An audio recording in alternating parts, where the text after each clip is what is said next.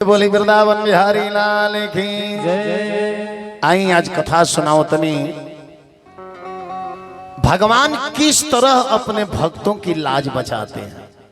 हम कनियन भगवान चोरू बन के चलिए आए थे, भगवान और मित्रों बन के चलिए, पिता भी बन के चलिए, अरे वह लाख पूजा पाठ सब करतनी कौन जरूरी नहीं कि भगवान असली रूप लेके ही राउर मदद करे।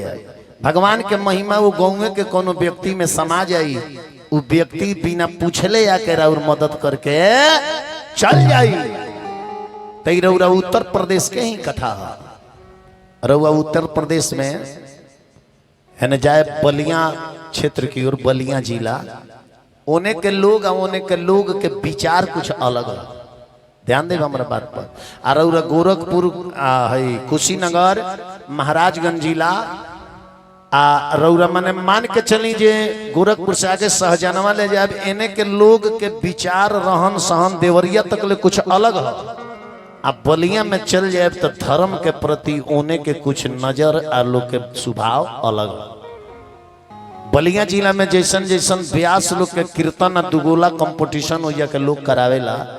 हमरा बुझाता कि अगर रउरा कुशीनगर में हो जाओ तो लोग लाठी से मार के उगावे अलग भगा दिला। इतना अश्लील अश्लील फुहरपन गीत लोग सुनेला आ गवावेला। वो बलिया जिला की ओर चल जाए, रउआ यूट्यूब पर फेसबुक पर देखत हो के खुलियाम कंपटीशन होला तो में गाड़ी गलौज होला, लेकिन वही जब 10 गो बुजुर्ग सभे बैठे रह के बोलेला ना, का है वो लोग माजा लेला। और जो माजा लेता है ना, माजा इंसान को सजा देता है। माजा में और आनंद में अंतर होता है। आनंद आवेला कहाँ, जहाँ भजन होके, भगवान के कथा होके, ज्ञान के बात होके, वही जा आनंद आवेला। आनंद वाला आदमी कई घंटा बैठा रह जाइए, ओकरा के केहू न बोली, आराम से वो बैठा रही। लोग कही जे देखा कितना प्रेम से कथा सुनता रहे। आ माजा जे करावेला, ऑर्केस्ट्रा के नाच होई आ तले उनका देह में माजा बेधले बा, उठ के लगी नाचे तले टप दे के एक चाटी लगा के बैठा दी, तो माजा उनका के सजा दलस की ना दलस। तो ऐसे दुनिया में आनंद लेवे के प्रयास में रही, माजा लेवे के प्रयास में मत रही। ध्यान देवे के बाद जवन चीज रउरा जीभ के नीमन लागेला नु, वो चीज रउरा पेट के नीमन ना लागेला। आ जवन पेट के नीमन लागेला वो जीभ के नीमन ना लागेला। त सवादवा त जीभिया बुझ ले भोगे के पड़ेला पेटवा के, जैसे बेंजू वाला भोगता रहे सवेरे से। कोई ले जब मसालेदार सब्जी तनी कमे खा, कहत रहे अच्छा लागल तो ढेरे चल गई मुनु बाबा के यहाँ गई रही जा। अब सवेरे पेटवा भोगता तो ना कह जला स्वाद लेला जीभिया भोगेला पेटवा। तो यही रउरा बलिया जिला के एक कथा बा। वो बलिया जिला में एगो गांव रहे, बिष्टी गांव। ओई में एगो गांव रहे बिष्टी, ओई में पूरा गांव बबुआन के रहे, माने सारा बबुआन लो रहे। आ वो पूरा गांव में एगो गरीब सोनार के घर रहे, एगो गरीब सोनार के। आ वो सोनार के नाम रहे त्रिलोकिया। तो गांव भर के लोग अगर लखपति करोड़पति बा आ एक दूगो घर वो गांव में केहू गरीब मानू, तो बुझी जे वो 2-3 घर मिल के सारा गांव भर के काम वो लोग संभारेला। जे भी जाई मजदूरी खातिर तो उनकरे यहाँ जाए, कहीं उनका धन के जरूरी बा, केहू के यहाँ जाकर मजदूरी में लाग जाइए। तो गांव भर के लोग के घरे वो घूम घूम के त्रिलोकी काम करस। उनकर नाम का रहे त्रिलोकी। का नाम रहे? त्रिलोकी। और काकी कहते रही लौकी, आई हो दादा, त्रिलोकी नाम रहे। देखिए आउ त्रिलोकी एकदम सीधा सपाटा रहले, सीधा सपाटा आ भगवान के भक्त रहले, भक्त। तो जे ही उनकर के बबुआन लोग बुलावे उनकर खेत में लाग जा। एक जना के खेत में लागल बड़े तले दूसर का जना आगल है, इनकर काम छोड़ हमारा खेत में चल। अब ओने खींचता, ये खींचता रहे। ऊ कहता कि रउआ लो फरियाली जे केकरा खेत में हम काम करी, एके गो देहिया बा। आई जब कहे कि आपसे मैं फरियाली लो, तो वो दोनों जना मिल के त्रिलोकीय के धक खूब पीट दे। काहे कि केहू कमजोरे आदमी के काल होला। हई खीस जमन बानू तनी ऊपर कदौरी, हई खीस बा तवन अपना से बरियार आदमी पना बरेला, अपना से कमजोरे आदमी पर ज्यादा खीस बरेला। अबे है पर कोनो क्रिमिनल बदमाश 5 गो राइफल रहले अगर जा 2 हली गुड़ो और कचार दिन उतर झारे लगे, जाए दन नासा में बड़े बढ़िया आदमी है बेचारा। का है बुझत रहे एकरा से अजूराब तो ले ले पट दे के बेर दाग दी। आ कोनो सीधा सपाटा आदमी जाओ अगर गुड़ पल्ला दड़का हो तारा लौकत नहीं खे तारा के होश में कह दी अबे काहे बुझा जे का करी त खिसियो बड़ा होशियार अपना से कमजोरे पर आवेला। तो गांव में त्रिलोकिया रहे त तनी ऐसा ध्यान दे जे ही बुलावे वो त्रिलोकीय कही के बुलावे। अरे लोगावा बुलावे कही कही त्रिलोकिया अरे जे ही जमन कहेला जोगाए देला बतिया गाँव भर बाबुए बा दोसर नहीं खेजतिया आ केहू से ना कम बाटे केहू के इजतिया आ केहू नाही जाने कौनो पूजावा भगतिया आ गलती करे केहू तो पिटाला त्रिलोकिया केहू गलती करे तो त्रिलोकीय पिटा जाओ केहू गलती करे तो लोग त्रिलोकीय के मार दे रे हमारे खेत का है चोर गई ना देख लिया तोरा तो कहते हम हुनकरा खेत में काम करेगा नहीं करे खेतों को करनी तो लोग धक्का पीट दे तो गलती करे केहू तो पिटाला त्रिलोकिया आ जाना जाना वही बबुआन लोग मांगेला एक घरे धावे तो दूसर लोग मारेला आ पैचा उधार तो केहू से ना मांगेला आ परेला उपास भले रात भर जागेला केहू से पैचो उधार मांगे ना जाओ आ जौने मिल जाओ नो दिन भर गहना बना वही में लागेला। गरीब रहे तो कहीं आनी आनी गांव से भी कोई औरत लिया के गहना दे दसन के तनी हमार गहना साफ कर दियो तो कुछ गहना होना साफ करे तो कुछ मजदूरी मिले तो अपना बाल बच्चा लइकन के खियावे। संझिया सवेरे कुछ राम राम रागेला आ रूखा सूखा मिले तवन भोजन में पागेला जौने मिले तौने खा के त्रिलोकीय संतोष रहे। लोग खेत में खटा ले काम करा ले अब मजदूरी मांगे जाओ जब मालिक लइका उपास बड़े संधिया तो लोग धोखा पीट के द्वार पर से भगा दे मजदूरी मांगे आइल बड़े विचार करी इतना न ओकरा के वो गांव के लोग तबाह कर दिहल और भगवान के भक्त रहे। त्रिलोकीय के जब तबाह कर दिहल लोग 15 दिन लगातार गांव के लोग ओकरा के गहना बनावे के कला रहे तो अपन काम ना करे दिहल 15 दिन तक ले गांव के लोग खटावते रह गए। वो घर के कोनो काम ना कैलस है गहना से जौन मुद्रा मिले उहो काम ना कैलस आ 15 दिन खटा के केहू मजदूरी ना दिहल घर में खर्ची ना रहे।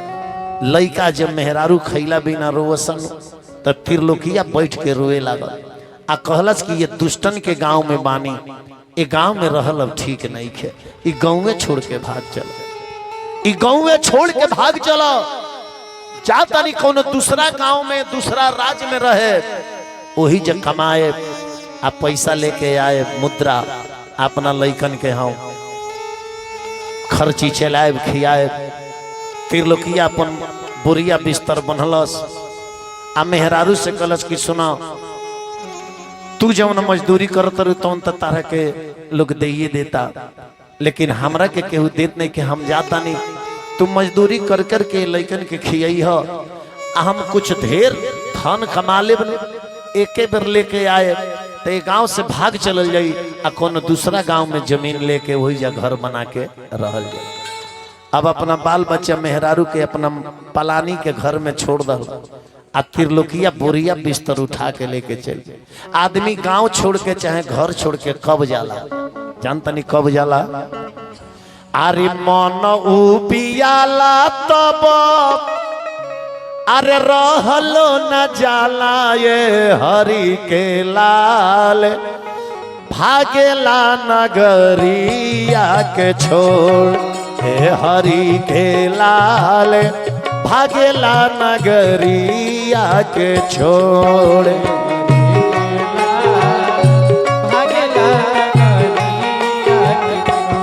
त्रिलोकिया गांव छोड़ के भागता आ छर छर छर छर रोवता कि हे भगवान हे प्रभु अब हमरा बाल बच्चा मेहरारू के तू ही रक्षा करिए। देखी भगवान के अपना भक्त के रक्षा करे ले ई कथा सुनब जे जहां बैठल अगर रोए ना लगल तरुआ कह दे जे कथा में का दर्द बा। अपना भक्त के मर्यादा भगवान के रखले गांव छोड़ के जाता त्रिलोकिया रोता मन पियाला तब रहलो न जाला ये हरि के लाल भागेला नगरिया के छोड़ हे हरि के लाल भागेला नगरिया के छोड़े।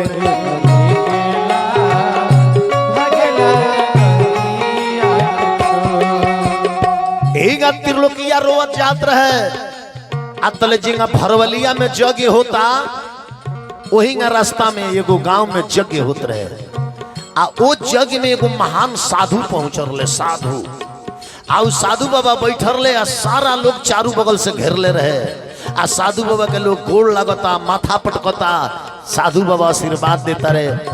त्रिलोकिया भगवान के भक्त रहे आ जे भगवान के भक्त रहेला जेकरा हृदय में भक्ति रहेला नु वो अपना से संत के साधु के श्रेष्ठ के देखी नहीं तो हाथ जोड़ के प्रणाम जरूर करी। त्रिलोकिया कलश की कुछ तो माना हमरा लगे लेकिन चल तनी बाबा के तनी पैर छू के प्रणाम कर ली आ बाबा से आशीर्वाद ले ली। तब त्रिलोकिया गई आ जाके वो साधु बाबा के गोड़ लागता। साधु एगो मिलल बाड़े बिचही डगरिया ये हरि लाल। साधु एगो मिलल बाड़े बिचही साधु एगो मिलल बाड़े बिचही डगरिया ये हरि के लाल। लोगवा छुअता बात गोड़ ए हरि के लाल। लोगवा छुअता बात गोड़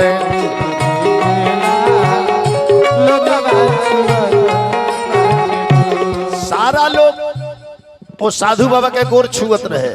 तब त्रिलोकी जाके साधु बाबा के गोड़ लगल। ध्यान दी आ संत के ब्राह्मण के मुख से अगर वो प्रणाम करे तो कबू आशीर्वाद निकलेला, आशीर्वाद निकलेला। ध्यान दे ब्राह्मण इतना कोमल हृदय का कोई नहीं होता है। पंडित जी कितनों रउआ से नाराज बड़े खाली रउरा देख लिया देख के कहीं बाबा गोड़ लागत नहीं बाबा वही बड़ा खुश हो जाए कहें कि जे खुश रह बाबू खुश रह खुश रह।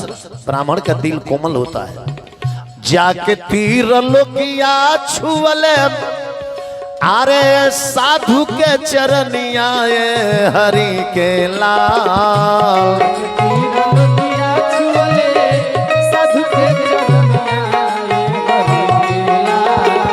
जाके त्रिलोकिया छुअल साधु के चरनिया हरि के लाल। गिरेला नयनावा से लोर ए हरि के लाल। गिरेला नयनावा से लोर।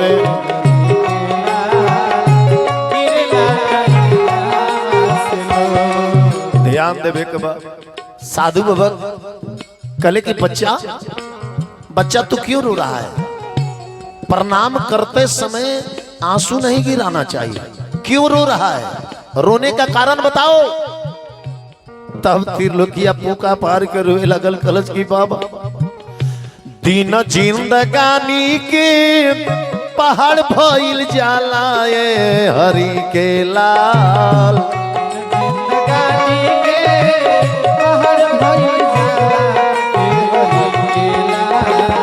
दिन जिंदगानी के पहाड़ भइल जाला ए हरि के लाल।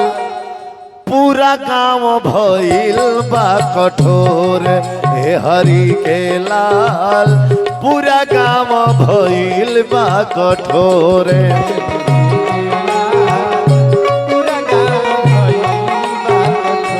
ए हरि के लाल। पूरा गांव भइल बा कठोर।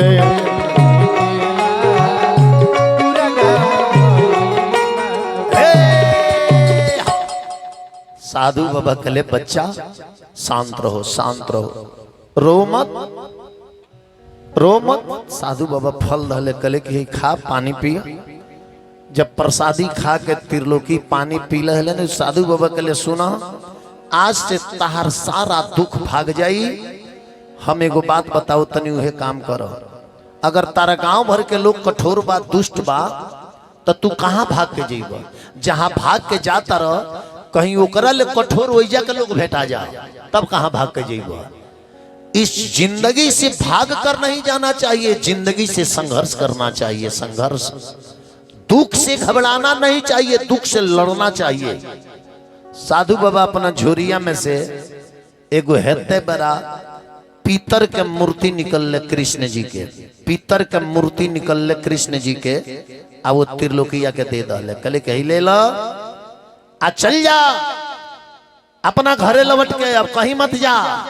अब पूरा बाल बच्चा परिवार मिलके यही बनवारी के सेवा करी। हेलो आज गांव भर के लोग तारे का मारता करिया बता, हमार बचन बा एगो साधु के, एगो समय आई कि गांव भर के लोग तारा चरण पर आके गेरी चरण पर। साधु बाबा वो मूर्ति दे के या त्रिलोकिया से कहले, अरे जन्म जन्म के दुख दलीदर ताहर पाप श्राप सब भागी, है लगनिया जब श्री राम जी से लागी, लगनिया जब श्री राम जी से लागी।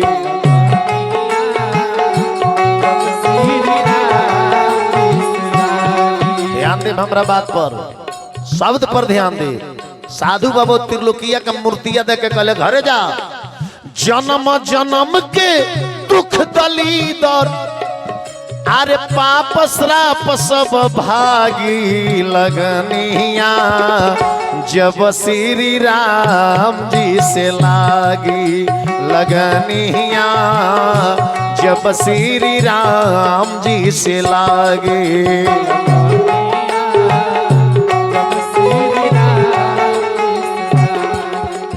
हरी नजर जब परी देह पर ज्ञान दीप पर जाई हो, हरी नजर जब परी देह पर ज्ञान दीप जाई।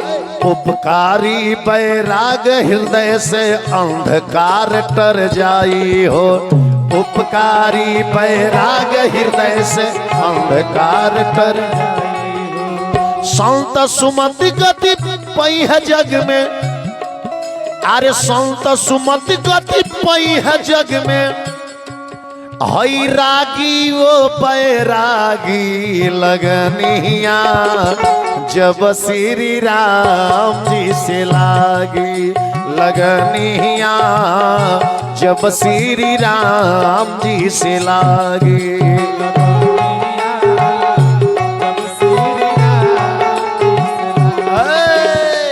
ध्यान दे, हरि भजन तू जहवे करब जिंदगी धन्य हो जाई हो, हरि भजन तू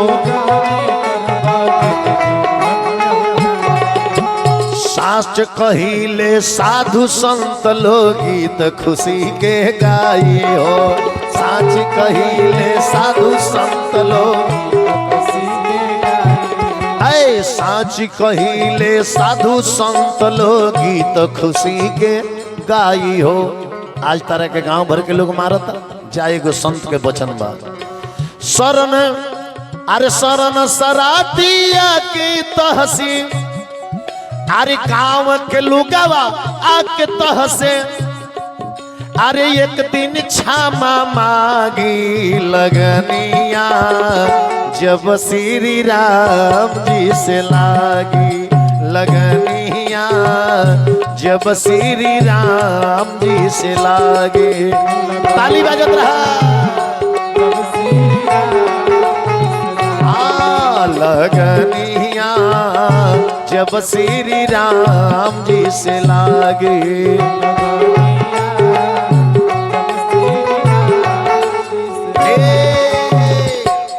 ध्यान देवे के बाद लेके जा, अब भगवान के आज से तू पक्का भक्त हो गई लो, पूजा करी हो। एक बाद अब तारा पर केहू अत्याचार करी ने तो ओकर जवाब ई दी है, ई जेकरा के तू ले जाता रह सेवा करे। त्रिलोकिया साधु बाबा के गोड़ लगलस, अब वही जैसे मूर्ति लेके घरे लौट गए। सवेरे घर से कहला जे बाहरा जाता नहीं कमाए, आ साँझ ले घर है। मेहरारू देखली तो कहली जो हाँ तो गजब नौकरी कैल हो, सवेरे गईल साँझ ले बेग लेके घरे चली अल। विचार करी गाँव में एक आदमी होले बाहरवा से, अगर वो जाके फोन कह दे तब बुझी जो पहुँच गई बड़े, ना तो मुत पूछ बुझी जे गोरखपुर ले पहुंचाए बनी तो ट्रेन धली है ठाई दे फोन करिए हाँ दे बड़ी ओवर भीड़ बा ट्रेन नहीं में दबा जाए हम का हुआ तो छोड़ देनी या दूसरा ट्रेन से जाए घरे आओ तनी सवेरे जो ही है ना साले होने से पीका का घरे चली आई है जब वो चल जा फाइनल तब बुझाई जे मैंने बाहर आ गई ध्यान देवे के बाद अब त्रिलोकिया मूर्ति लेके आई कले जे सुना ना हम तो दुनिया के इतना संपत्ति कमा के लिए आई बनी नू कि उतना संपत्ति ये गौवा में केहू के लगे होखबे ना करी मेहरारू खुश हो गए तो हाँ तो गजब जी गजब कौन संपत्ति कमैले बनी जे गांव में केहू के लगे ऐसा संपत्ति ना हो कहले जब पूरा गौवा में कौनू के घरे वो संपत्ति नहीं खा जौन हम लेके आइल बनी मर का लिया आइल बनी जी दिखाई ना तब हेते बड़ा ये मूर्ति निकलल त्रिलोकिया कल जो है संपत्ति मौगी कल जे गजब संपत्ति ले आइल बड़ा एकरा के का करे के परी सोचल त्रिलोकिया के मेहराज जी शायद सोना का मूर्ति है सही है कहत रे बेचाई तो कुछ दिन तो भोजन चली त्रिलोकिया कल जे बेचे खातिर ले आइल बानी पूजे खातिर ले आइल बानी पूजे खातिर मौगी कल जे गईला कमाए तो एगो खर्चा के गोड़ उठा लिया रोज अब आरती में भोग लगावे में घर से खर्चे पड़ी चुप रहो भगवान के भक्ति में खर्चा ना देखल जाला पलानी के एगो कोना में ले जाके कृष्ण जी के मूर्ति दोनों प्राणी स्थापित कर दहले अब रोज वो मूर्ति के पूजा होखे लागल साँझ या सवेरे दोनों बेकत सवेरे भोग लगावे लो शाम के आरती उतारे लो लेकिन एक दिन के घटना देखी वो त्रिलोकिया के पूरा परिवार भगवान के भोग लगावे बैठल बा भोग लगावे अतले एगो बड़का बाबू वो गांव के जिन रहले बबुआन वो पहुँचले त्रिलोकिया के द्वार पर कहे कि बारिश भई रहे खेत में पानी लागल रहे हर चलावे करे एगो हरवाह के जरूरी रहे तब बड़का बाबू पहुँचल बढ़ जा बड़का बाबू त्रिलोकिया के द्वार पर पहुँचल बाड़े तो एक दिन बड़का बाबू गईले त्रिलोकिया के द्वार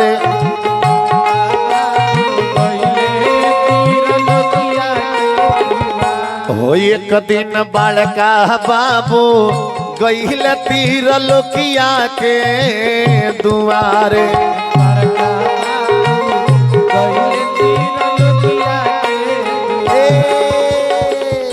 तपनिया खेतवा में लागल बात मजदूर के दरकार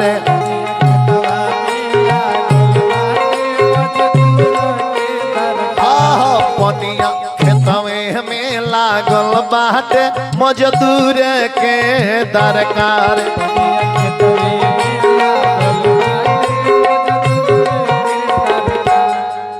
बाबू साहब जाकर दुआर अब चिल्ला था राय त्रिलोकिया अब ओकर परिवार के सुनाता जे असली भक्ति के भाव में लग जाई ओकरा बगल में का होता ओकर ऊपर ध्यान जाई ओकर तो ध्यान भगवान में बा पूजा में बा उ एकदम भोग लगावत तरे जा भगवान में लीन बढ़े जाई चिल्ला तरे जा जल्दी निकल घर में से मजदूरी के दरकार बा आरे वो ने दुआरा से आवाज बबुआन के सुनाता घर से निकलत नहीं खे बाहर ये कर मनवा बढ़ जाता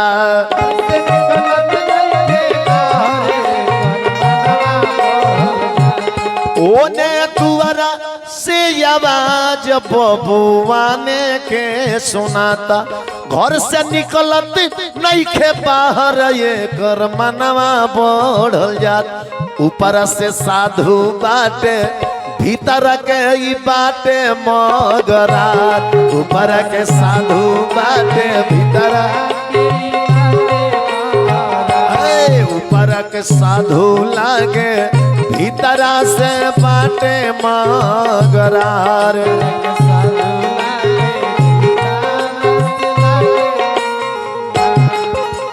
निकाल जल्दी तब त्रिलोकिया का परिवार सुनाते नहीं खे आवाज भक्ति में लीन बढ़े जा भक्ति में सही से लीन हो जाए तो बगल में का बाजता कार सुनाई ना एहू बेरा का भक्ति होता है बुढ़ियो दुर्गा जी के पूजा करो तारी अगरबत्ती धरा लली हाथ में अगरबत्ती। ओम जय अम्बे गौरी ए बबनी दूधवा लाई लो दूधवा ले लिया। ओम जय अम्बे पेटिया में पैसा हो निकाल के दे दिए। ओम जय अम्बे भगवान कोरा तारी पूजा ध्यान बजे दूध वाला आइल बा। अब बड़का बाबू कहत रे एक तो बड़का बाबू पानी अरे नीच के घर आइल बानी।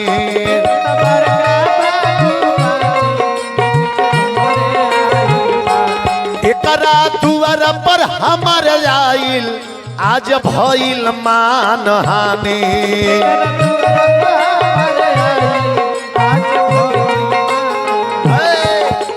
त्रिलोकी हमरा के जानत नहीं खे। हमके गांव भर के लोग हमके गांव भर के लोगवा बुझेला अरे पाका रंगदार।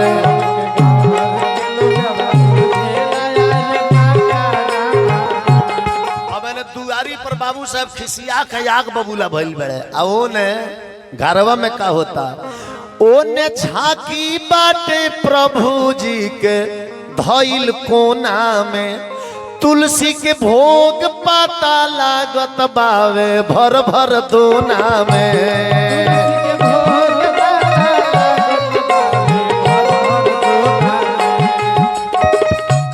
ओने हरि के मूर्तिया धइल बाटे कोना में।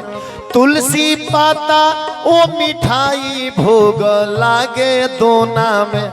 आरती उतार तारे देखी सोनारे के परिवार। आरती उतार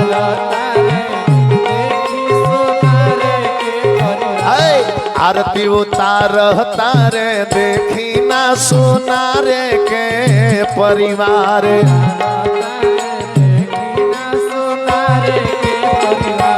बतिया सुन के बाबू साहब आग बबूला हो गईले। अरे बाटे शान के सवाल बाबू लाल हो गईले। मोटा बांस एगो उठवले बिकराल हो गईले। बिकराल हो गईले आ मोटा बांस लेके घरवा में ढूक गईले बाबू से। आ घरवा में जा लाते मुंह के डंडे पर गईल तिरलोकिया पर मारे।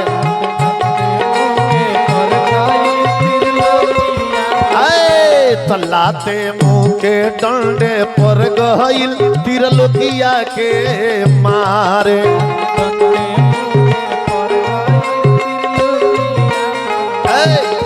लाते मुंह के डंडे मार के आ पूरा ओकरा परिवार के बेहोश कर दहले बाबू साहब।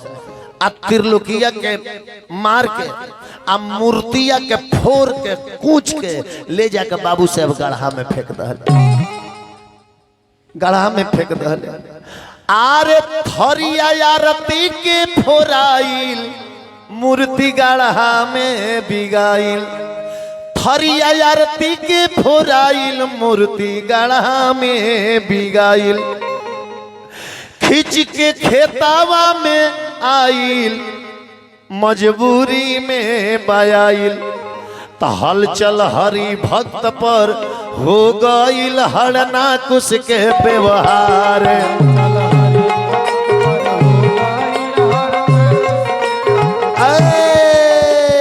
तो हृदय हरि भक्त पर हो गईल हरना कुश के व्यवहार।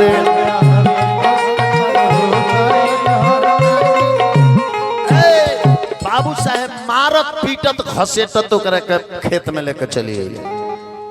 कले जाई पर पकड़ हर पकड़ बैल ना दल कले के हर पकड़। त्रिलोकिया तो हर के परिहत में हाथ धो देले आ गईल खेत में।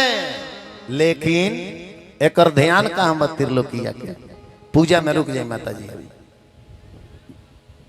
विचार करी। खेत में त्रिलोकिया तो चल गई लेकिन त्रिलोकिया के ध्यान कहाँ बा? कहाँ बा?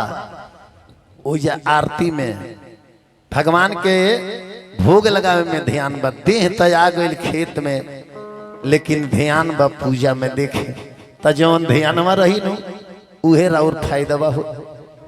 तो रोई रोई खेतावा में ध्यान दे हमारा बतिया हरवा के परिहत महान धैले उतना दूर हर गई।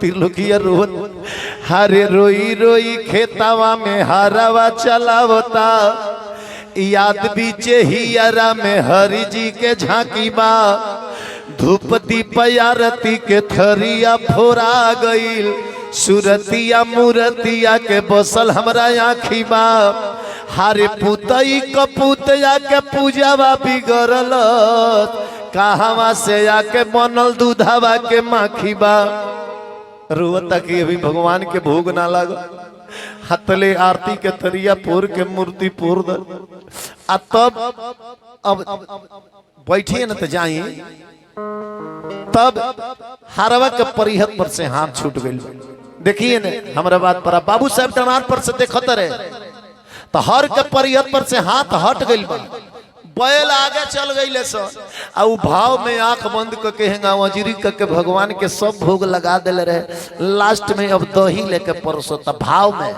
हाथ में दही नहीं खेले कि भाव में उ पूजा में ओकर मन्नू बा तो हेंगा लेके प्रभु जी सब चला दिले रनिया है तनी दही बाकी रहला ले लिहल जा हेंगा हेंगा हाथवा करे प्रभु है दही ले लिहल तो मने मने हरि जी के भोगावा लगावता मन में भाव में कि मने मने हरि जी के भोगावा लगावता अरे कहेला कि भर पेट खाई दीनानाथ ध्यान दी हमरा बात पर 3 पद हारे मने मने हरि जी के अरे भोगावा लगावता वे कहले कि आई भर पेट खाई दीनानाथ अरे साग तरकारी के कटोरी अलगे अलगे धरे भाव में कटोरी धरे है साग के कटोरी है सब्जी है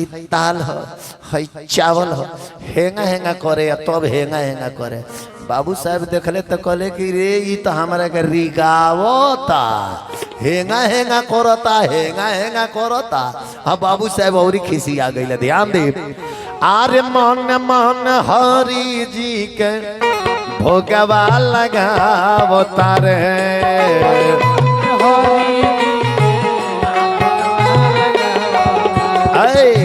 कहले कि भर पेट खाई सारा कार साग तरकारी के कटोरी अलगे अलगे धर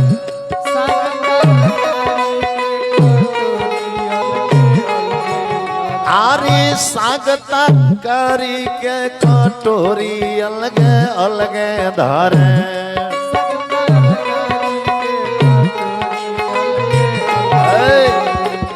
भीतरा भाव ऊपर डुलता वे माँ भीतरा भाव ऊपर खाड़े जमींदार जी डोलेरावा से देखता रे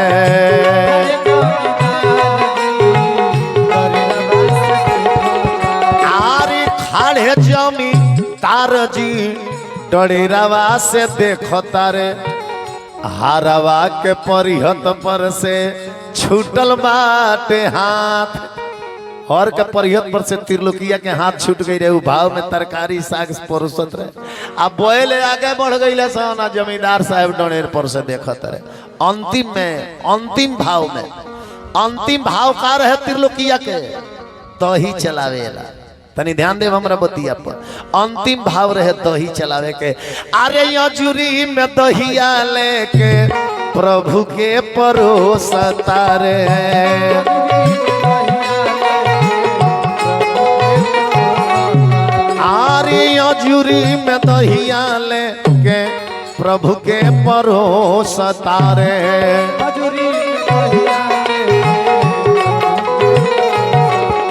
भाव में देखिए हाथ में कुछ नहीं का भाव में वो कहता प्रभु है दही ले ली तले पीछावा से बाबू साहेब मरले ये कलात जब 1 लाख जाके त्रिलोकिया के डांड पर मरले त्रिलोकिया मुँहे के बरे हैं अजूरी कैले जब खेत में गिरल तो जानता नहीं का भइल अरे 5 नदी या दहिया वही जा खेतवा में गिरल बाटे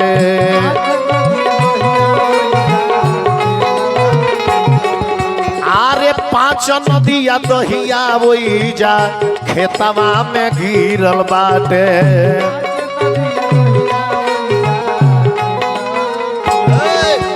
उ तो भाव में चलावत रहे कि ले ली दही सरकार। अब बाबू साहब जब पीछे से लात से मरले, जब मुँह के भरे गिरल, एक 5 नदिया दही पानी वाला खेत में साँचों के दही गिर गई।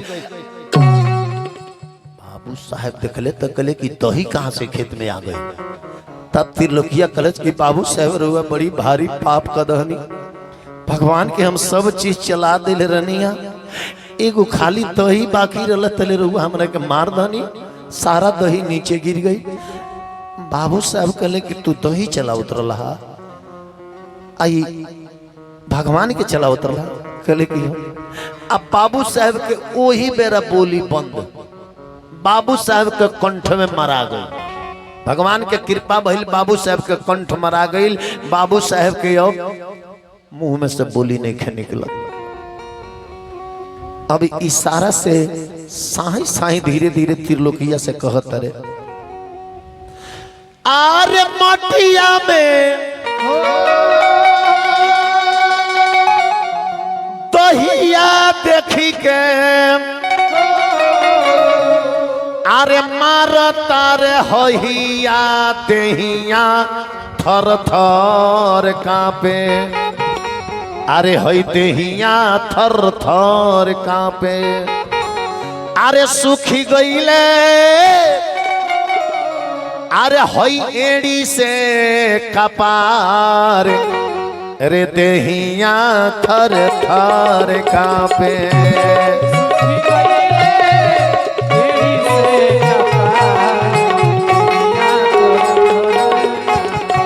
भजन के तनी भाव ध्यान से देखा, ये पूर्वी हो। मोटिया में दहिया, मोटिया में दहिया, मोटिया दहिया, मोटिया में दहिया देखी के मारता रे होहिया देहिया थर थर कांपे। सुखी गईले एड़ी से का पार देहिया थर थर कांपे।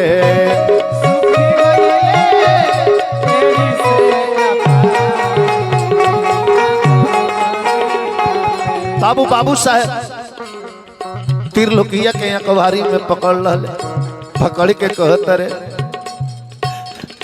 मरनी जहिया जहिया हमके सुझल नाही तहिया देहिया थर थर कांपे।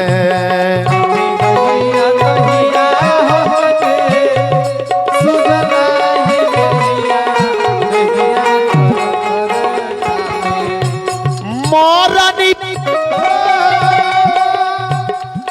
जहिया जहिया हमारा सुझल नाही तहिया देहिया थर थर कांपे।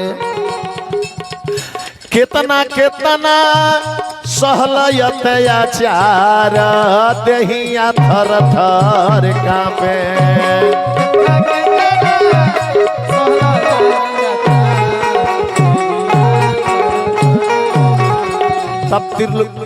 तब बाबू साहब त्रिलोकिया से साई साई कहत रे, कवनो उपैया लगई ता चौगुन, कवनो उपैया लगई ता हरि जी से नहिया देहिया थर थर कांपे।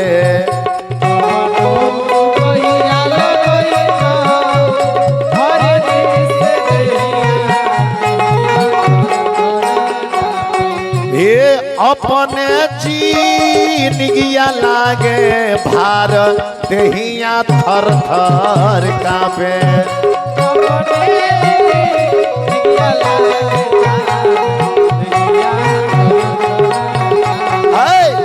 ध्यान देवे को हमारा बतिया पर। आरे धोइले भर बहिया छलकल हे आँखी में सनहिया दहिया थर थर कांपे। अब जौनो साई साई बोलत रहले भगवान के बेर क्रोध जागल। बाबू भइले बोले से लाचार दहिया थर थर कांपे।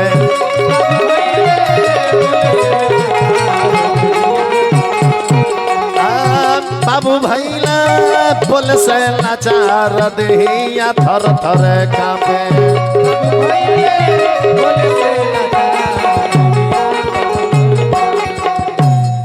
अब गांव में बतकही चात चलता। बाबू साहब का कंठ रुन्हा गईल। बोलल बाबू साहब पागल लेखन बड़े एंगा करस त मौगी करस कि मार खेत ले करावे गईल कहाँ गईल है जे मुंह में से बोली नहीं खा निकल। अब बाबू साहब कहते माने कहत रहे जे मरनी है त्रिलोकिया के दही खेत में गिरल। कहते रहे माने संपत्ति से काम नहीं माने अब हमार ने भगवान से लगी। मौगी कलश की पगला गई ले कारी। अब गांव के लोग उदंड गांव में प्रचार जनतनी का हो गई। अरे सझिया सुबहिया चले इह पत कहिया देहिया थर थर कांपे। अरे भूतवा के हई रखले बा सोनार देहिया थर थर कांपे।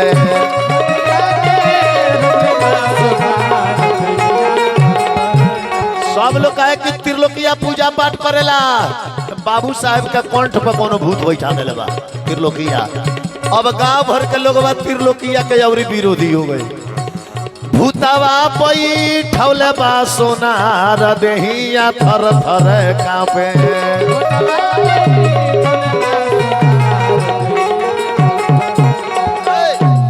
अब गांव भर में यह प्रचार हो गई कि तो त्रिलोकिया भूत रखले बा। आज बाबू साहब पर बैठौल कल हमरा पर बैठाई परसों हुनका पर बैठाई तो गांव भर के प्रलय मचा दी। केहू कहे जे एकरा का मार के निकाल देवे के गांव में से। केहू कहे जे ना सुतला में राती खान एकरा पलनिए में आग लगा दो ही में जोर के मर जाइए। सब गांव में हर प्रकार के लोग होला। समूचा गांव भर सभे ये चर्चा चलावत बा। आ समूचा गांव के नाव एगो सोनार ई डुबावत बा। तो एक जना समझदार साधु रहे कहले कि सुनो ई साधु बनता नु तो अगर ई साधु बनता तो एकरा के पहचाने के बते वो काम करो लो। बुलावा दूर दूर के सब साधु लोग के दिया जाई। माने दूर दूर के साधु लोग के बुलावा दिया जाई। आ अगर ये साधु होई साधु में परी तो चिन्हा जाई। आ यदि भूत रखले होई तो एकरा के गांव से मार के लखेदा जाई। आ गांव के लोग पीट के गांव से करे बिलगा दी भाग जाई। होई जब साधु सन से भारी सेवा तो अपने से सुधर जाई। आ साधु लो जब एक दुआर पर जूटी आ उनकरा लोग के भंडारा ना कराई एकरा लगे तो कुछ बाना तो हमनिए सनु कर्जा मांगे आई। एकरा लगे तो कुछ बाना हमनिए से कर्जा मांगे आई। एढ़ा के टेढ़ा दियाई ब्याज चढ़ा के लिखा जाई। साधु होई तो साधु में पढ़ के सुधर जाई। आ वही में कर्जा ली वही कर्जवा में ई अपने से उजर जाई। वही कर्जा में कर खेत बाड़ी सब बिका जाई। देखी गांव के उदंड के लोग का कही वो साधु रहे वो कुछ ना जानत रहे त्रिलोकिया। आ गांव भर के लोग 1000 साधु के निमंत्रण दे दियल। 1000 आ कौन चीज के निमंत्रण दियल लो। ए साधु बाबा आ जाए हमारा गांव में एगो संत भक्त बाड़े जेकर नाम है त्रिलोकी। उनके घरे भंडारा बा। ध्यान देखो तनी गांव के लोग कहल कि त्रिलोकिया के घरे भंडारा बा निमंत्रण दिया तो रउआ लोग आ जाए। आ त्रिलोकिया के कुछ मालूम नहीं खे। आ गांव भर के लोग 1000 साधु के निमंत्रण दे दिले बा कि त्रिलोकिया के घरे भंडारा बा। आ त्रिलोकिया के कुछ मालूम नहीं खे। आई गांव के लोग दुश्मनी से साधु लोग के त्रिलोकिया के द्वार पर बुलवा दी। त्रिलोकिया सवेरे मुंह धोवता तले जान तनी का वही बेरा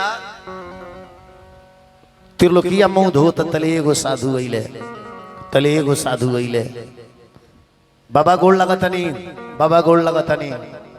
एगो अइले दूगो अइले तीन गो अइले जे आवे उ त्रिलोकिया के द्वार पर बैठ जा। धीरे धीरे धीरे 100 गो 200 300 साधु बढ़त गईले जे आवे से त्रिलोकीय के द्वार पर बैठे ने ओने जाओ ना का है अतः साधु लोग के निमंत्रण मिल रहे कि त्रिलोकीय के घरे भंडारा बा तो त्रिलोकीय के द्वार पर लोग बैठी कहलस त्रिलोकीय जे साधु लोग आके यही जगह है रुक जाता है दादा है यही जगह है रुक जाता लो। अब धीरे धीरे 1000 साधु बिटोरा गई है त्रिलोकीय कलश किए बाबा इतना साधु जुटल बानी लो कहीं रुआ लोग के जाए के बा का कहीं जाए के बा तो साधु लोग कल ना त्रिलोकी जाए के नहीं के तोहरे ही तो नहीं हसा तारा यहाँ भंडारा नु बा बताओ कहाँ भंडारा बनी हमने के अपन अपन चूल्हा अलग अलग जराई सन त्रिलोकीय कलर की भंडारा अब वो हमारा यहाँ जाए अपना भंडारा का ठीक है नहीं के 3 टाइम हो गई पवल है अतल 1000 साधु लोग के भंडारा महाराज त्रिलोकीय समझ गए कि गांव के लोग हमरा संगे चाल चलल बा आ साधु द्वार पर आ जाओ और ओकरा के भोजन ना कराई और क्रोधित होके चल जाओ नु तो उचित ना कहला से भगवान रुष्ट हो जाल। घर में चल गई त्रिलोकीय आज जाके जब हम टूटल फूटल कृष्ण जी के मूर्तिया खदारवा में से लिया के फिर धैले रहे वो मूर्तिया के लगवा बैठ के फूका फाड़ के त्रिलोकीय रोवे लगा करस की का प्रभु हम तो तारा के नाल लेके आई रहनी नु तो हम ठीक रहनी गौवा के मजदूरी करा के पैसवे नु ना दस मरबे नु करस हई विपतिया हमारा पर नानू पड़े कि 1000 साधु लोग रउआ तो जब से आइल बनी हमरा कुटिया में तब से परेशानी चलता आ साधु बाबा कहले जे परेशानी दूर हो जाई बताई हई 1000 साधु लोग आइल बा भंडारा के नाम सुन के आ ना भंडारा कराए तो का होई हमारी इज्जत रही ना। त्रिलोकीय रोता कहता हरे साधु लोग के देखी के जमातिया हारे अखिया सगीरा ताटे लोर साधु लोग के देखी के जमातिया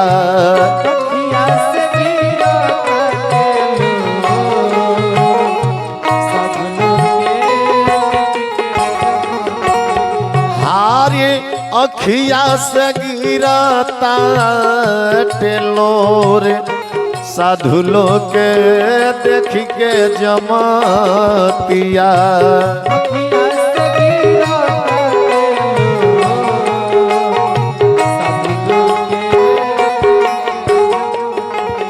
ध्यान दी घर में कुछ खाए के नहीं खे दुआरा भीड़ बढ़ल जाता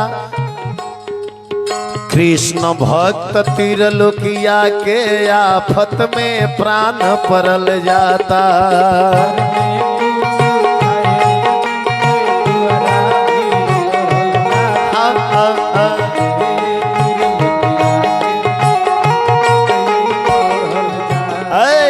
घर में कुछ खाए के नहीं के दुआरा भीड़ बढ़ल जाता कृष्ण भक्त त्रिलोकीया के आफत में प्राण पड़ल जाता रोवता मूर्ति के सामने त्रिलोकीया कहत रखिया इज्जतिया ये प्रभु जी जेकर केहू सहारा ना रहेला नु वो अपन दुख भगवाने से कहेला एकांत में बैठ के भगवान से कहेला हे रखिया इज्जतिया ये प्रभु जी एक ही सहारा बाटे तोरे रखिया इज्जतिया ये प्रभु जी एक ही सहारा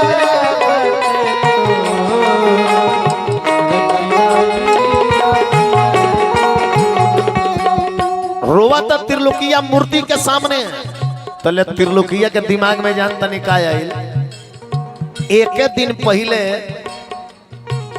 वो राज के राजा जेकर नाम रहे खेमकरण वो राजा के नाम खेमकरण रहे वो खेमकरण राजा अपना रानी के सारा अंग के गहना एक झोरी गहना त्रिलोकीया के यहाँ भेजवले रहे ओकरा के साफ करे खातिर ध्यान दे हमरा बतिया पर तो ओ दिन त्रिलोकिया साफ ना कैलस।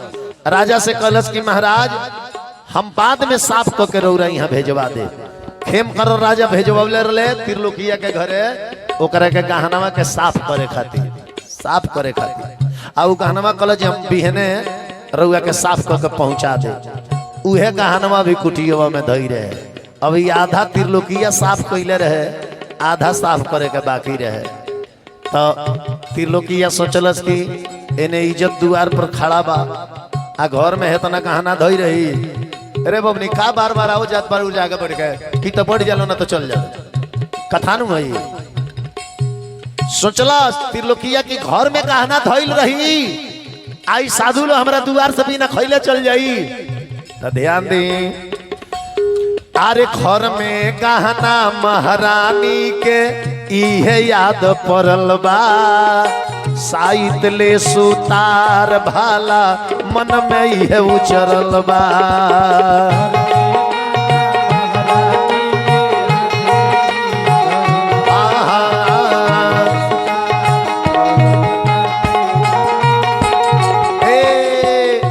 घर में गहना महारानी के इहे याद पड़ल बा, साइत ले सुतार भाला मन में इहे उचरल बा।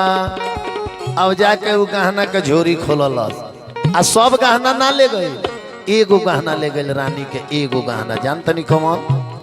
ओई में से रानी के तोहिना बाह के एगो कंगन ले ललस। कंगन ओ गहना में से रानी के कंगन ले ललस त्रिलोकिया।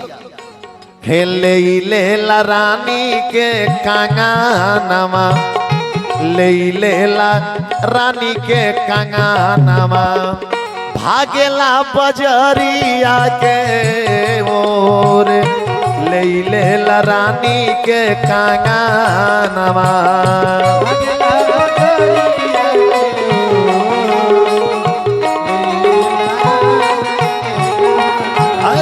अरे भागल बजरिया के मोर, लेला रानी के कंगनवा।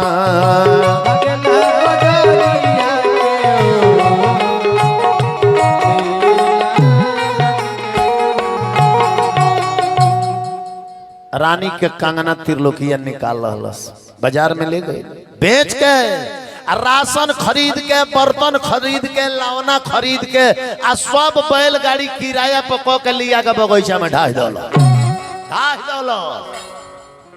आ गांव के लोग छुप छुप के देखता जे देखो यार त्रिलोकिया के कौन दशा होता। आज साधु लो श्राप के जइबे करी त्रिलोकिया के। आज जहाँ साधु लो श्राप के गईल जे हमने के तुरंत अबे त्रिलोकिया के पलानी में आग लगा दिहल जाई, एकरा के मार के गांव से भगा दिहल जाई। गांव के लोग ए इंतजार में रहे, लेकिन कि केहू करी कैसे केहू के तबाह, अरे निगाह सरकार के होई। केहू करी कैसे केहू के तबाह, केहू करी कैसे केहू के तबाह, निगाह सरकार के होई।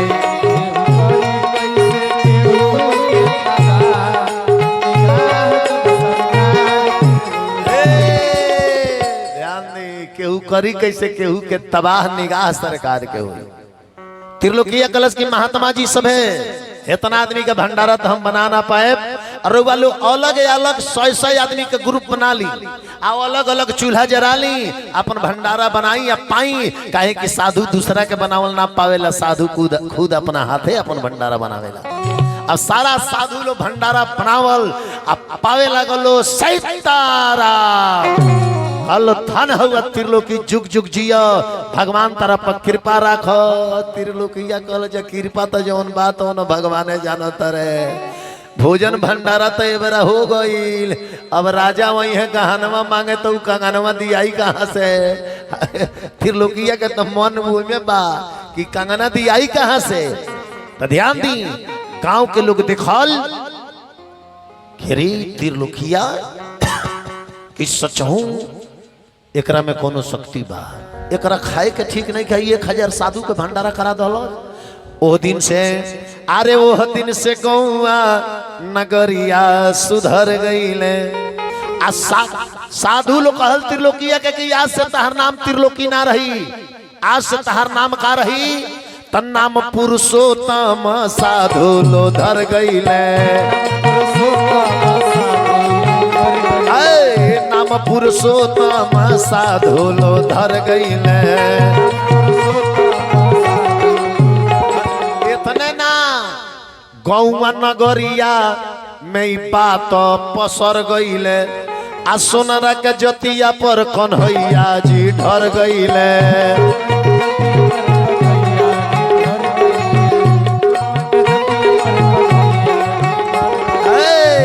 अरे गौवा नगरिया में बात पसर गईले। ए सोनरा के जतिया पर कन्हैया जी ढर गईले। प्रेम से बोले वृंदावन बिहारी लाल की। विचार करिए, साधु लोग भंडारा करके गई, गांव भर के लोग आके पुरुषोत्तम के गोड़ पर गिरल। इतना ले तो काम निकल गए त्रिलोकिया के, लेकिन समय आयल कौन?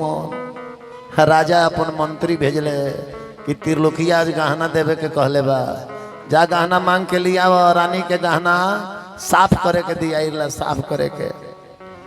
अब जानता नहीं का भइल, राजा का मंत्री अइले गहना लेके गईले।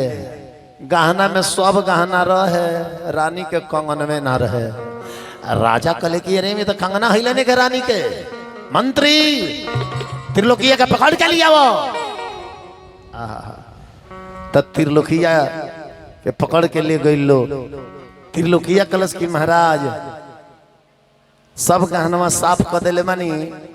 आ तनी रानी के कंगनवा ढेर मैल रहला, तो ओकरा के तनी ऐसा कुछ अलग चीज में धैले बनी, ओमे तनी मेहनत लगी, ओकरा के 2 दिन और लगी साफ करे में, तब साफ होई। राजा का जाना तरह की साफ करे के ले गए, बता साफा साफे कर दिले भाई कभी। अभी कहते कि 2 दिन और रुक जाई, तनी में मेहनत लगी और कंगनवा साफ हो जाई। राजा कहले ठीक बजा चलिए ले। पुरुषोत्तम जब 2 दिन बीत गई तो त्रिलोकिया कहता कि अब का हुई, अब तो दूसर को दिन में आज आ गई। त्रिलोकिया जब राज दरबार में ना गई, तब मंत्री भेज के राजा त्रिलोकिया के हाथ गोड़ पहनवा के अपना राज में मंगवौले रानी के कंगना खातिर। देखी भगवान के भक्त पर कितना संकट कष्ट आवेला। 2 दिन बीतल महाराजा अरे कंगना यापन पवले, तो हाथ गोड़ बनवा के राज में त्रिलोकिया के बुलवले। अरे जी बताओ कंगना का भई? अब त्रिलोकिया बोलत नहीं खे बोलत नु, तो जानता नहीं का भई? ओकर होखे लागल बंगला पर पिटाई रामा। हाथ गोड़ बांध के राजा लगले कूड़ा से मारे। ध्यान दे, ओकर होखे लागल बंगला पर पिटाई रामा। त कहाँ कंगना बादे जल्दी बातलाई रामा।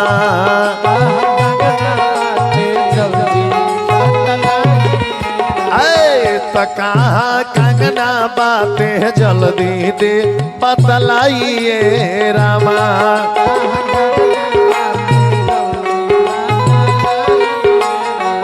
जल्दी बताओ।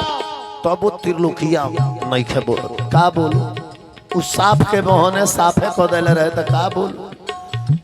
अब राजा ओकर पूरा हाथवा गोड़वा बनवा के अब पीठिया पर के चमड़वा छिलवा दले। आज जब नमक तोरे लगले तब फूका फाड़ के त्रिलोकिया रोलस की अब हमरा बाल बचा के देखी। अब बुझाता कि साधुओं के सेवा में आज हमार प्राण खत्म हो।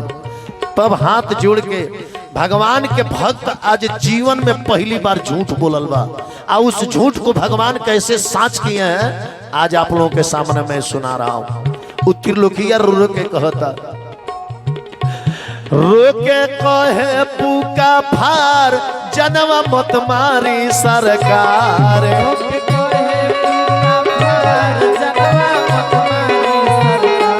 रोके कहे पूका भार जन्म मत मारी सरकार। आज जीवन में पहली बार त्रिलोकिया झूठ बोलले बा राजा के सामने कि टूट ही घर से चोरावा ले गईले चोराई रामा।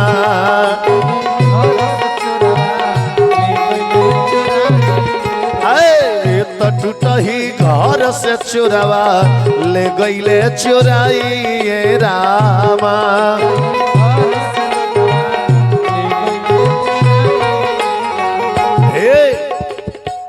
राजा अपने हाथ पुरुषोत्तम के चमड़ा उतार दी हले, हाथ गोड़ बांध के जेलिया मिल जाके डाल दी हले, जोड़ा जोड़ा ताला दी हले लगाई रामा।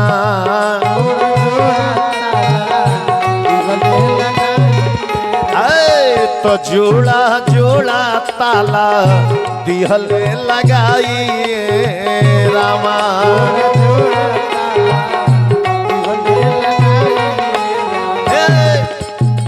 त्रिलोकिया कलश की हे महाराज पलानी के घर हो, वो टूटही घर से चोर चुरा के कंगनवा लेके चल गई बड़े से।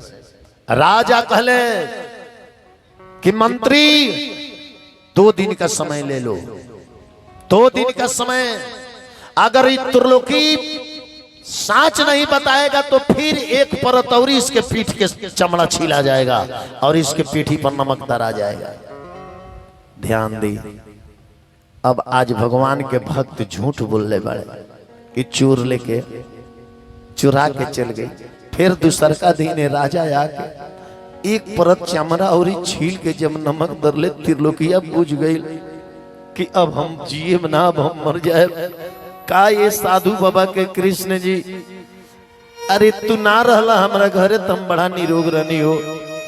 साधु बाबा तो कहले कि सारा दुख भाग जाई, लेकिन जब से लिया के तारा के पूजा करनी तब से तम महा कष्ट आ गई हो। अब तो हम मर जाए, हमारा छोट छोट लड़कन के देखी, हमारा पत्नी के देखी। अब वही जब त्रिलोकिया कहता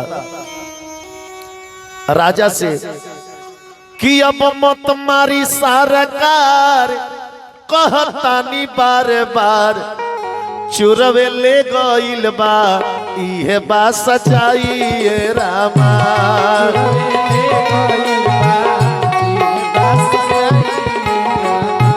जब दोबारा त्रिलोकिया झूठ बोलस कि चोरवा ले गइल बा, इहे बा सच्चाई रामा। आ जब नमक राजा तरले तो उन्हें भगवान कन्हैया रुक्मिणी के संग सेज पर सुतर रहले। कन्हैया जी का दासा जानता नहीं का हो गई। भगवान कुछ परीक्षा भी लेते हैं, दुख पड़े तो भक्ति में टूटी मत, कुछ परीक्षा भी लेते हैं और उस परीक्षा में पास कर जाइएगा ना तो भगवान आपका मदद अवश्य करते हैं, अवश्य करते हैं। भगवान सुतल बनी रुक्मिणी के सेज पर, जब त्रिलोकिया के बुझाइल कि ये प्राण निकल जाई, ससरी चले लगल, तब जानता नहीं का भइल कि सुते प्रभु रुक्मिणी के संगवा, सुते प्रभु रुक्मिणी के संगवा। तब उठले चिहा इनुवेरा, हरे रोई रोई रुक्मिणी से बतिया तो कृष्ण जी सुना राम।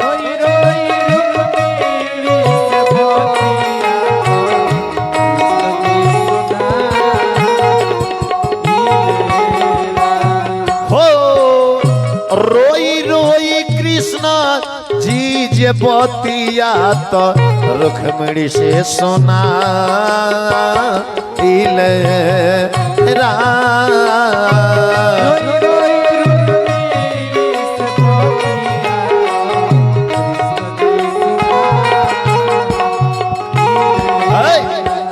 रुक्मिणी माई कन्हैया के रोवल देखली, कहली कि महाराज रुआ काहे रोवत है? रउआ काहे रोतानी, का कारण बा? अपना रोए के कारण बताई।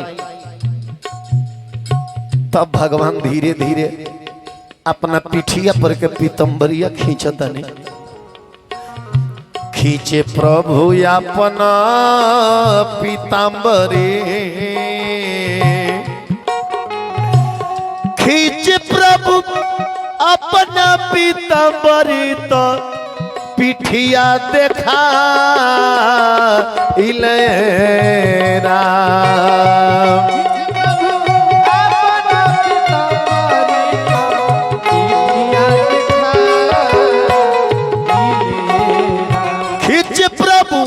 अपना पीताम्बरी तो पिठिया देखा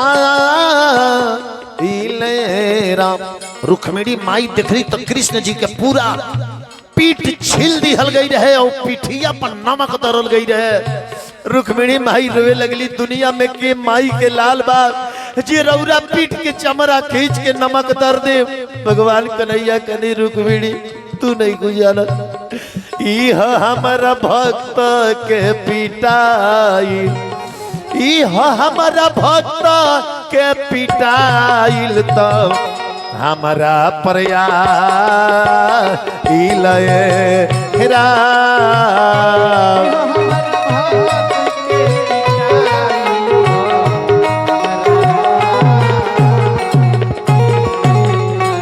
हो हमारा भक्त के पिटाइल तो हमारा प्रया इलेरा।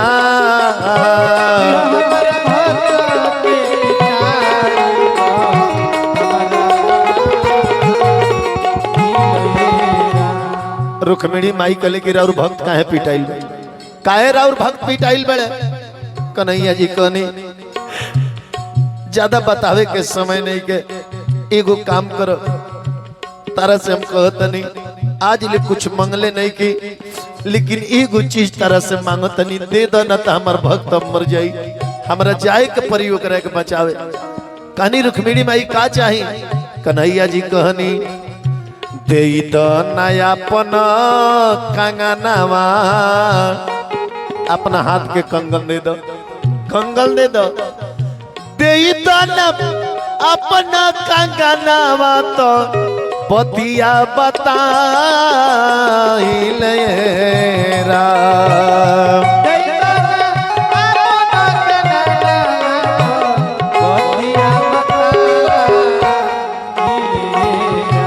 दे दो नयापन कंगनवा तो पतिया बताइलेरा। रुक्मिणी माई कली हैली ली हैली कंगन, रउआ खातिर तब प्राण हाजिर भाई कंगन का। तुरंत रुक्मिणी माई अपना तहिना हाथ के कंगन निकाल के दहल, अब भगवान उ कंगनवा ले लहल आ लेके अपना भक्त के पात साँच करे खातिर जानता नहीं भगवान का कहनी, चोरवा के भेसावा बनाइले, चोरवा के भेसावा बनाइले तो राजा घरवाया इलेरा।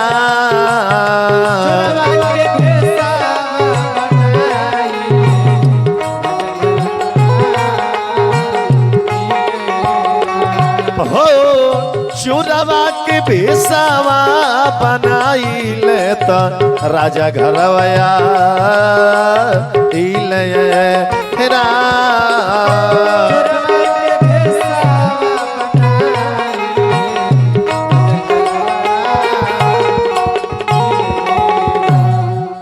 बोले वृंदावन बिहारी लाल की जय। भगवान ओइजा से रुक्मिणी माई के कंगन लेके चोर के भेष बना ले, नटखट शरीर, करिया भुचेंग, फाटल कपड़ा ये सब पहनले, हाथ में कंगन लहले, चोर के भेष बनौले मनी। तो अपने भक्त को बचाने के लिए भगवान चोर का भेष बना लिया। अब एक बाद एहू से दर्दनाक घटना आवता, वो त्रिलोकिया के मदद भगवान कहाँ ले कैले बड़े, मरे के बेरा ले एक कथा सुनाए। एक कथा अभी आधा में पहुंचल बा, अभी आधा कथा ही बाकी, लेकिन इतना लोग बैठल बा, तनी हाथ उठाई तो देखी कितना लोग बैठल बा। भगवान हाथवा दिले तो उठाओ जाओ, हाँ हाथ उठाई, ताली बजाई तो सब है। हाँ, अब जितना लोग ताली बजौले बा, एगो भक्त के बचावे खातिर स्वयं भगवान चल दिले बानी, लेकिन एहू जा एगो भक्त आगे खड़ा बानी, हमार टुनटुन बाबा कितना दिन से इमें लागल बानी। हमरा बुझाता हम आइल बैंक तो से वहाँ के ऑन पानी भी खाली पानी पियत देखता नहीं, भोजन आई पटेल जी ले जाए। हाँ, अभी नौन बाबी एक दिन थोड़े जगह लोग दान करेला, दान तो ढेर जगह के लोग करेला, लेकिन भरवलिया के लोग जितना हिम्मत क के दान करेला नु बबुआ, उतना और ठही के लोग ना करेला। देखी हमर माता जी आइए गने खिसिया के दीजी नींबू पानी है। भगवान कथा कहाँ रला तनी केहू बतावे तो देखी जे केकरा याद बा, केकरा भूर पड़ल बा, कथवा कहाँ रहला। भगवान चोर बन के गइल बनी राजा के यहाँ। भगवान अब आवागमन बंद हो जाओ, सबे बढ़ जाओ अपना अपना आसन पर। भगवान नटखट करिया रूप एगो चोर के बनौनी, आ स्वयं खेम कणर राजा के दरबार में गईनी, राजा के दरबार में आ जाके भगवान खुद राजा से कहता नहीं, राजी बानिए राजा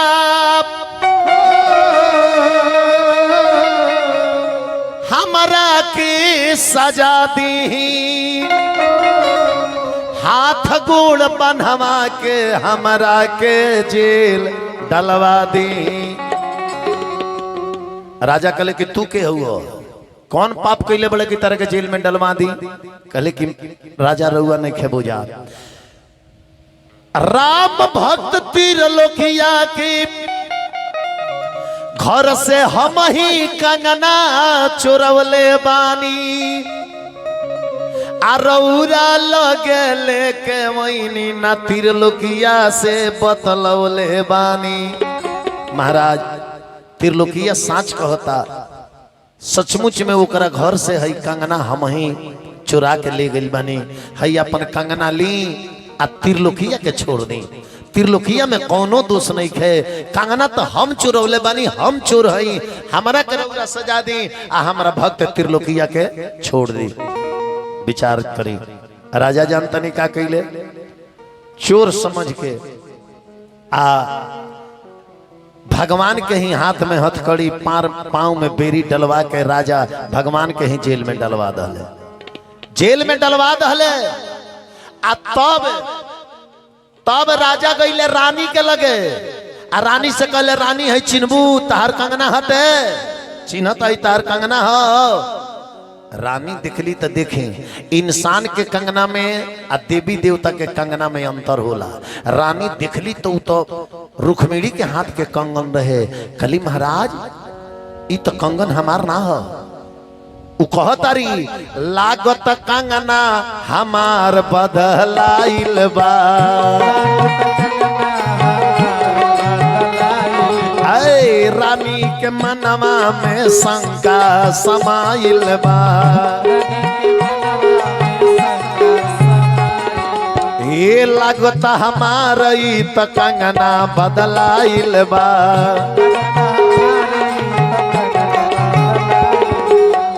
इहो कौन माहा हो रानी के भुलाइल बा, इहो कौन लागता रानी के भुलाइल बा, इहो कौन लागता रानी के भुलाइल। एक कंगना पर देखी है का बा, कंगना के ऊपर हीरा मोती जड़ाइल बा,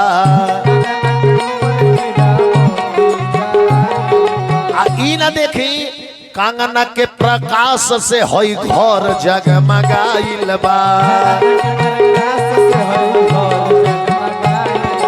कंगना के प्रकाश से होई घर जगमगाइल बा, आ लागता कुबेर के खजाना में से आइल बा, लागता कुबेर के खजाना में से आइल बा।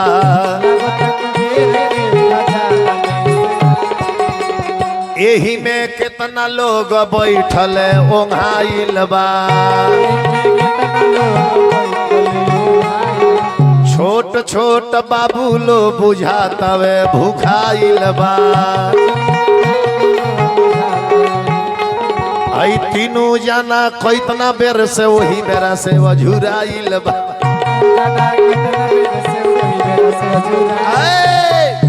खाली की महाराज जी कंगना हमार ना हो। राजा कले सुना तार हो चाहे ना हो, त्रिलोकिया के घर से जे चोर ले गए तो चोर के काम कई घर से चुरवले होई तो कहीं तहार वाला बेच देले होई। दूसर रानी के लेके आइल बनू कंगना के बदला वो करा ले कीमती कंगना आ गई। ले जाके धर, ले जाके धरो। तो रानी देखी खूब कपड़ा में लपेट के अब बक्सा के अंदर कई गो कपड़ा के तह में ले जाके कंगनवा के लुकवा के आ दूधू गो ताला बक्सा में मरली। दूधू गो ताला आ एने राजा ओइले आ त्रिलोकिया के हाथ गोड़ खोल के कहले कि त्रिलोकी घरे जा। त्रिलोकी कहले काहे जा? जा तार सजा माफ हो गई। कहले जे माफ हो गई केगा? राजा कहले जे कंगना मिल गई। त्रिलोकी कहले जे मिल गई केगा मिल गई? राजा कहले कि तू कहत रहलाने कि चोर चोरा के ले गई बा, तो जवन चोरवा चोरा के तारा घर से ले गई रला उ चोरवा कंगना में लिया के दे देले बा। कंगना मिल गई बा, तू घरे जा। त्रिलोकिया कहलस कि चोर आ कंगना चोरवले बा, ई तो हम झूठ बोल रनिया। ई तो झूठ बोल रनिया कि चोर चोरा के ले गई बा। ई चोर बन के आइल के आई कंगना दिहल के। अब त्रिलोकिया जैसे भागल बा कहवा अपना घरे गई, अपना बाल बच्चा मेहरारू से मिललस आ दौड़ल गई बाजार में। कहवा जमुना सोनार के दुकान पर कंगनवा बेचले रहे वो सोनरा के दुकान पर गई। सोनरा के दुकान पर जाके कहलस कि ये सोनार भाई तार हाथ जोड़तनी, तार पांव पर तनी जवन कंगनवा तारा से बेचनी नु तनी उ कंगनवा राजा के घर ले चलबो। ले चलता राजा के घरे। दुकानदार कहलस कि तू बेचला हम कीननी, अब हमरा एने ओने लेके घूमला से का फायदा बा? का फायदा बा? तू बेचला हम कीननी, का लेके घुमाई? त्रिलोकिया हाथ जोड़ के कहलस कि तू नहीं का जाना तरह के घटना बताओ तेन तू कंगनवा लेके चलो। अरे जवाना दो कनिया रामा हरे बेचले कंगनावा हो। हरे जाके तीरा लोकिया भइले खाड़ है।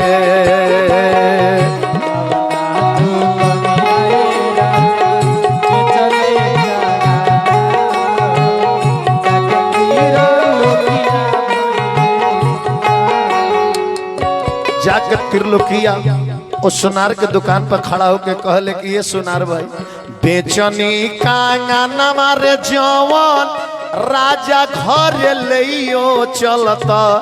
देख एगो अचरज के बात है।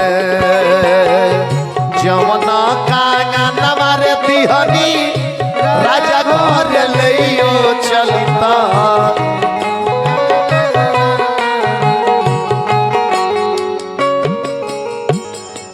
लेके चल बहु कंगनवा। कले हम काहे लेके जाई? त्रिलोकिया फूका पार के रोहे लगल कलच कि तू नहीं का जाना। अरे चोरावा के भेसावा रे धके प्रभु हमार आइल बानी। सहतानी जेलिया में मार है। चोरावा के भेसावा रे धके प्रभु हमार आइल बानी।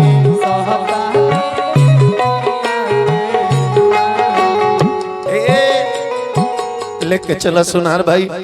हमारा बुझाता कि चोर के बेस बना के भगवान आइल बनी।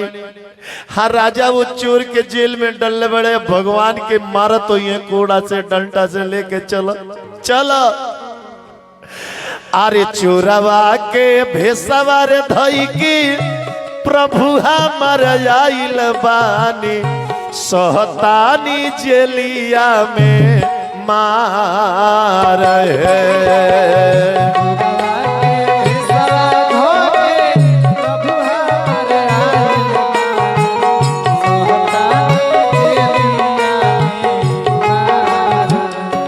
तो जब भगवान के नाम उ सोनार सुनले तुरंत गईले अपना अलमारी में से उ कंगना निकल ले लेके कहले चलो दौड़ के चलो लेके कंगनवा रे तूनो छटकल आइल बाड़े खेम करन राजा तारा बार है।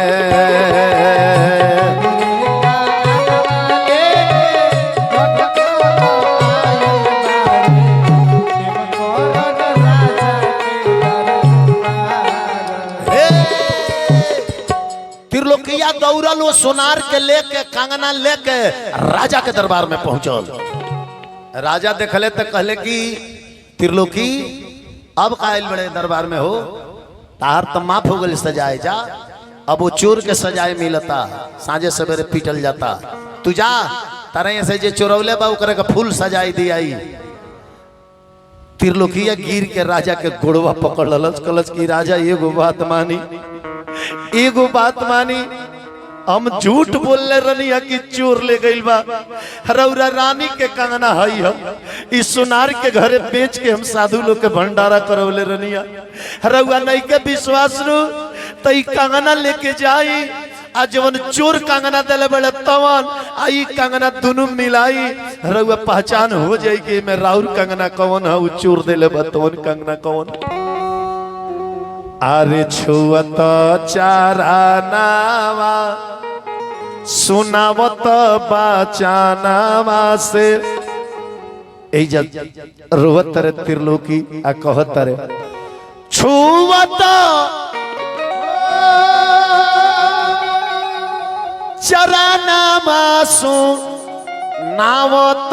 बाचानावा से सुनली न हमरो निहोर मोरे राजा जी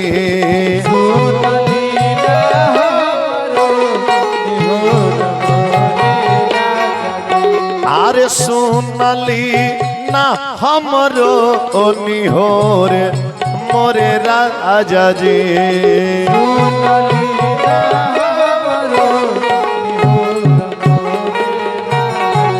सारा बात त्रिलोकिया बतावता बीतल घाटानावा के करेले बखानावा से गिरता नये नमा से लोरे मोरे राजा जी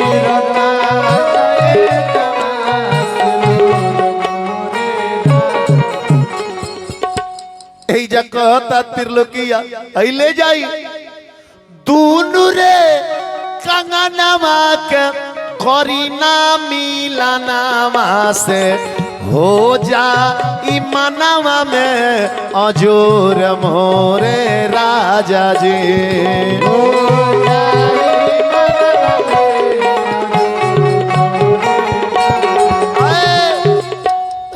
मालूम नहीं के महाराज अरे हाजिर जेल खानावा में बान्हल बन्हानवा में ऊन सोनवा के चोर मोरे राजा जी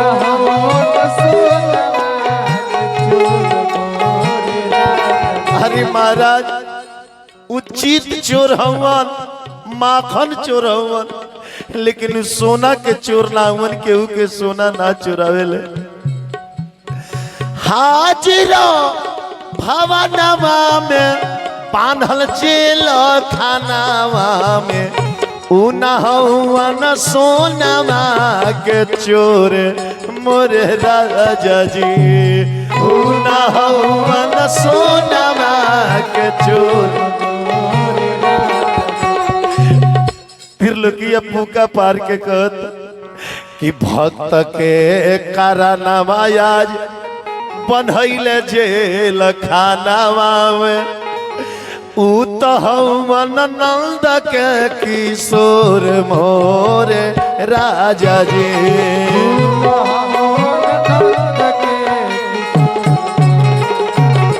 अरे उतहवन नंद के किशोर मोरे राजा जी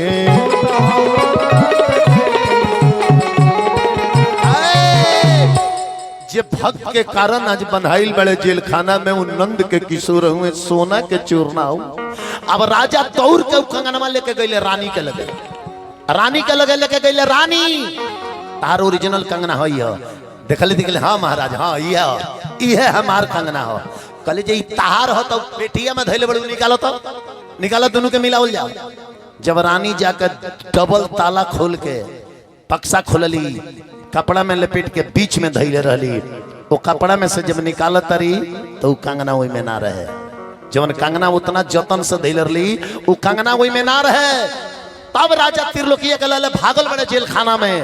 जेल खाना में गईले, वो जेल खाना के गेट पर 10-10 को ताला लटकल बा, लेकिन कैदी जे बनाई रहे वो जेल में ना रहे, वो जेल में ना रहे। तो जवन नंद किशोर बचपन में ही जेल खाना के ताला तुरवा दले, हाथ के हथकड़ी बेरी तुरवा दले, तो भक्त के कारण वो ताला टूटल कौन बड़का बात बा। अब राजा सोचत अरे का, अरे बंदी घर में नहीं खेव लगे से बुझाला ये हरी, बंदी जेल में नहीं खेय लगे से बुझाला ये हरी। तो लागल दरवाजा पर 10-10 गो ताला ये हरी।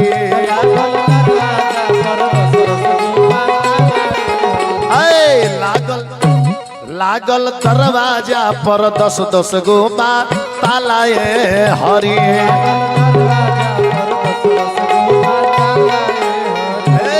राजा का देखत रे, अरे हाथवा के हथ करिया इ तो अलगे पड़ल बा, आ गोरवा में के बेरिया देखी फरक के धइल बा।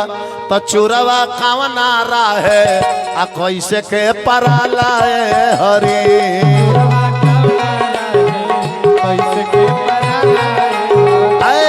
चोरवा कावना रहे कैसे के पराला हरी।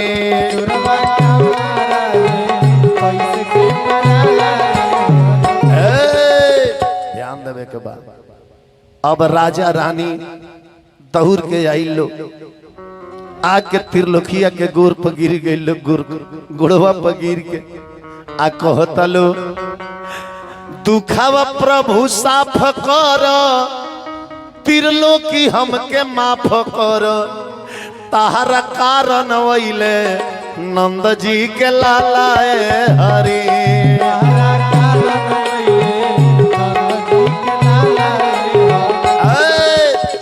तो राजा रानी एक संग में गिरल त्रिलोकिया के चरण में, राजा रानी एक संग में गिरल त्रिलोकिया के चरण में।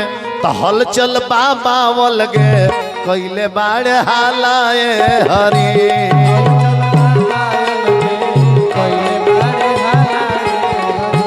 ध्यान दी, तो भक्ति के भाव में पुकारल जाई, भक्त लो भव सागर से तारल जाई। ध्यान दे, भक्ति के भाव में पुकारल जाई, भक्तल भव सागर से तारल जाई।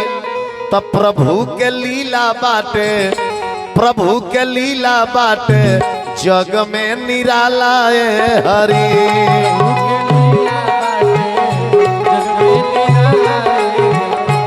कुछऊ खोजतानी लागता भुलाला हरी।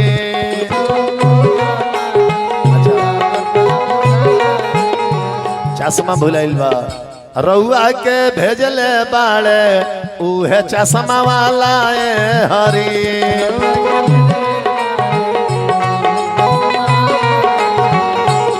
भुलाई जाला त फेरू दुकनिया से किनाला हरी।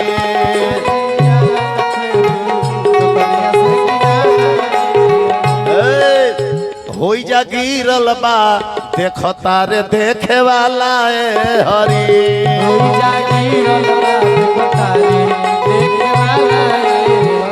तो लइका देखो तारे सन रौरा ना बुझाला हरी।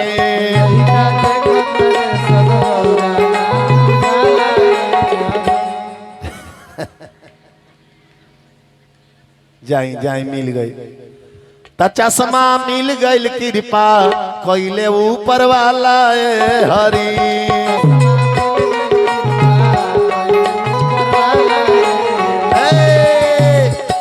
से बोली वृंदावन बिहारी लाल की। अब ओ दिन से त्रिलोकिया के पूरा परिवार भक्त हो गई। गांव में इले गांव भर के लोग त्रिलोकी के गोड़ पर गिरल, सभे माफी मांगल, कहल कि यही जब विशाल मंदिर तहार विशाल घर बनवा देते निसर रह। त्रिलोकी कहले कि अबे दुष्ट गांव में ना रह। तो बलिया जिला छोड़ के बिष्टी गांव एक दिन पहले त्रिलोकी से वही जाके गंगा जी, बलिया जिला गंगा जी के कगरीबा, हमारा बिहार से जब गंगा जी के पार करब तो आधा घंटा लागेला बलिया जिला जाए में। नाव पर चढ़े तो गंगा जी के ए पर हमार बिहार है आ ओ पर जाए तो बलिया जिला उत्तर प्रदेश है। आधा घंटा लागेला नाव से पार करे में। तो गंगा जी दर्शन दहली त्रिलोकी के आ कहली कि त्रिलोकी ई गांव भर के लोग तारा ऊपर अत्याचार कैले बा, आज हमारा अंदर बाढ़ आई, हम पूरा गांव के काट के अपना में मिला ले। एगो गांव के केहू बाची ना, तू ही गांव छोड़ के भाग जा, भाग जा। तो वह बलिया जिला से भगले तो कहाँ आ गई त्रिलोकी, हमारा गोपालगंज जिला सेरिया स्टेशन। गोपालगंज जिला में सेरिया स्टेशन बा, वो स्टेशन के पीछे त्रिलोकी दास पुरुषोत्तम दास के मठ बा और वही जब पुरुषोत्तम दास के समाधि बा। तो ध्यान दी, भक्त के कृपा भइल त का भइल, समय आयल तो वही अपन प्राण त्यागले त्रिलोकी। अरे मानवा के डोर बांधी, मानवा के डोर बांधी, भगती में कसले ना फसले। पहले इनकर के लोग फंसावे के चाहल, तो मानवा के डोर बांधी, भगती में कसले ना फसले। आ उनकर कृपा भइल तो सबका अखिया में बसले ना फसले। ऐ सबका अखिया में बसले ना फसले।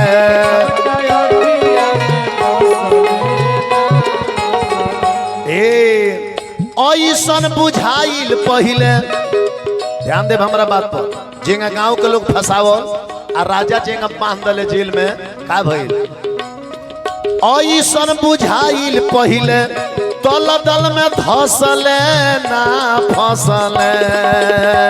ऐसन बुझाइल पहले, दल दल में धसले ऐसन बुझाइल पहले, दल दल में धसले ना फसले। काहे तो आके प्रभु जी निकसले ना फसले।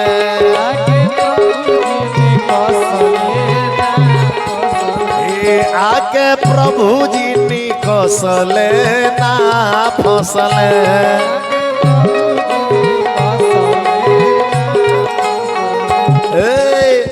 गंगा जी में बाढ़ आई, गंगा जी में बाढ़ आई, ओई जैसे टकसले ना फसले। गंगा जी में बाढ़ आई, ओई जैसे टकसले। गंगा जी में बाढ़ आइल, आई के टकसले ना फसल। आके अरे आके गोपालगंज जिला बसले ना फसले।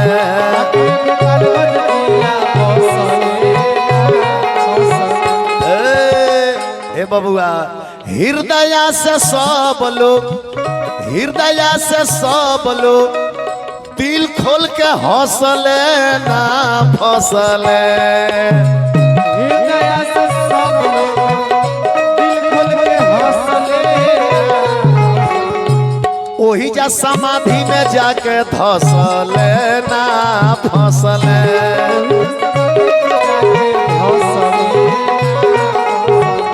वही जा समाधि में जाके धसले ना फसले।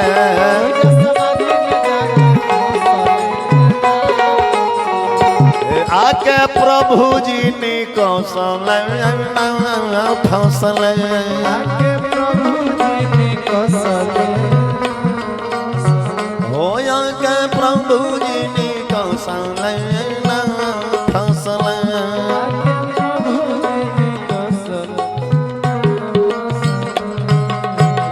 प्रेम सबल वृंदावन बिहारी लाल की जय तो जाके राखे प्रभु मार सके न कोई बाल बाका कर न सके सब जग बैरी हो चलिए।